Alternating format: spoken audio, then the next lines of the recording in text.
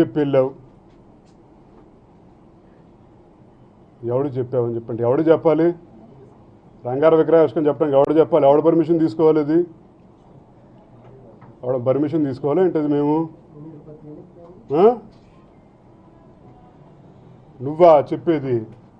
ఇక్కడ రాజశేఖర రెడ్డి గారు విగ్రహం తీసేస్తే ఏం స్పందించారు? అయ్యా మీ పార్టీలు ఏం స్పందించారు ఒకసారి చెప్పరా? నేను విగ్రహావిష్కరణకి వెళ్ళడం తప్పు, రైట్, నీ దీంట్లో తప్పు. మీరు ఏం చేశారో ఒకసారి చెప్తారా పబ్లిక్కి? మీరు ఏం మాట్లాడారో?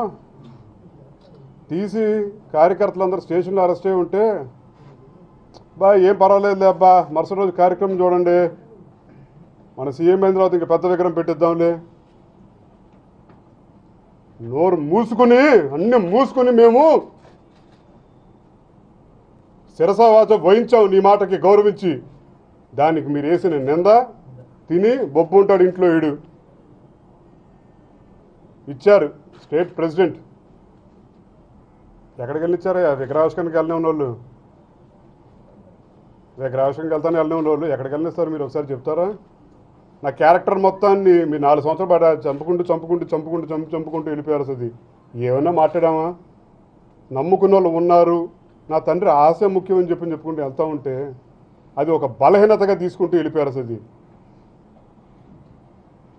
కానీ ఆ బలం అనేది ఎంత ఉంటుందో మీకు, రంగా గారి బలం అనేది మీకు ఎంతో మీకు తెలియదు.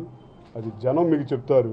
ఆ బొమ్మ మీకు అక్కర్లేదు అనుకుంటూ ఉన్నారు మీరు. అది ఏదో ఫోటో పెట్టి 2 పూలు వేసి ఇచ్చేసామని చెప్పి అనుకుంటూ ఉన్నారు. మిమ్మల్ని ప్రజలు ఎవరో క్షమించరు మీరు. అసలు అది ఇలాంటి పనికి మాలిన చర్యలు తీసుకుంటూ ఉంటే అసలు అది